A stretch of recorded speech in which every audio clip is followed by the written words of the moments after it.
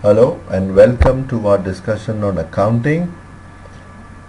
In this series we will pick up some terms related to accounting and the treatment of accounting aspects of some important items which have bearing on the financial statements will be discussed. The focus of today's discussion is asset. Where is this term asset been defined? In India, the asset has been defined under the guidance note and the conceptual framework. The guidance note says that tangible object or intangible rights owned by an enterprise and carrying probable future benefits. The guidance note is issued by the Institute of Chartered Accountants of India. So according to this, any tangible object or intangible rights which are owned by the enterprise and which have the ability to generate future benefit is asset. Similarly, the conceptual framework issued by the Institute of Chartered Accountants also defined the asset. According to the conceptual framework, an asset is a resource controlled by an entity as a result of the past events and from which the future economic benefits are expected to flow to the entity. So in both the cases, the definition as per the guidance note and the conceptual framework, the asset has to be owned, controlled.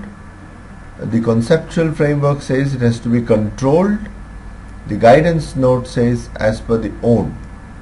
But both have the I mentioned that particular resource should generate or should have the ability to generate the future economic benefits. So unless the resource has the ability to generate the future economic benefit, we will not call that as an asset. Some other definition that asset is also called an unexpired benefit. If the benefit is expired, then it may be called an expense. The word expense comes from the word expired benefit. But if the benefit is unexpired, benefit is still to accrue in future, then that is called an asset. Let us see an example. For example, rent per month is 5,000. Rent paid is 60,000.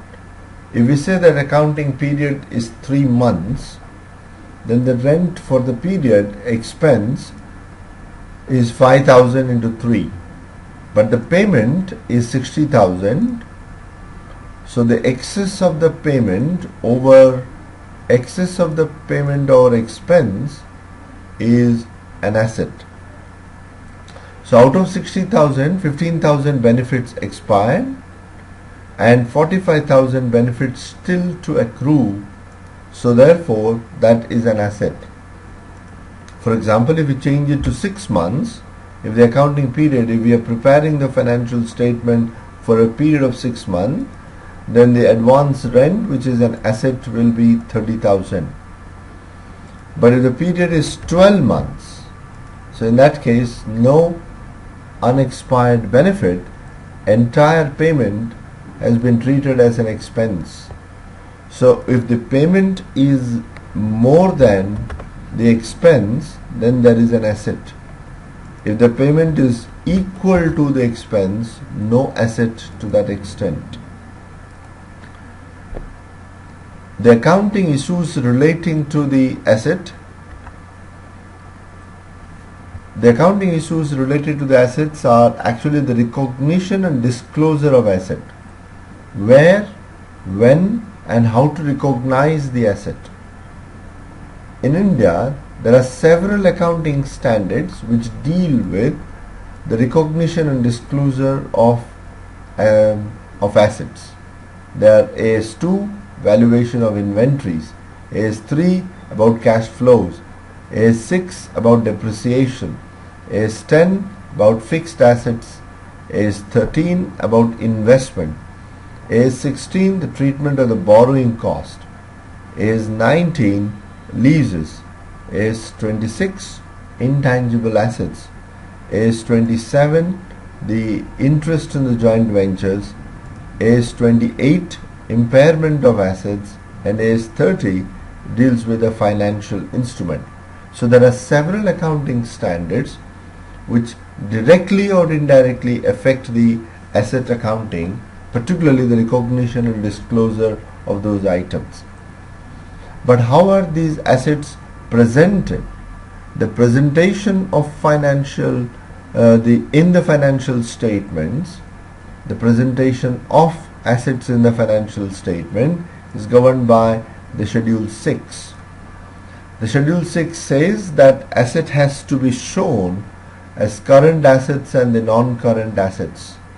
Under the current assets you have stock, debtors, cash, investments and others, and under the non-current assets, property, plant and equipments, investments and intangible. We can see that investments may be non-current or investment may be current. Let us take an example of one company, Infosys, and observe how are the assets presented.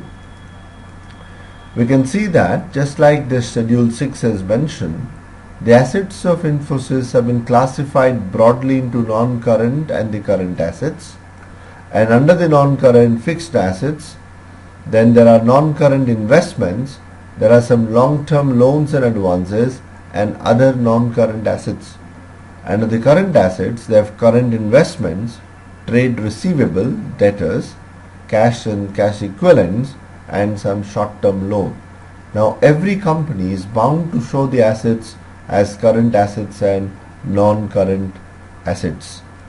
So in the next presentation we will try to pick up some specific items, issues relating to the accounting for assets. Thank you very much.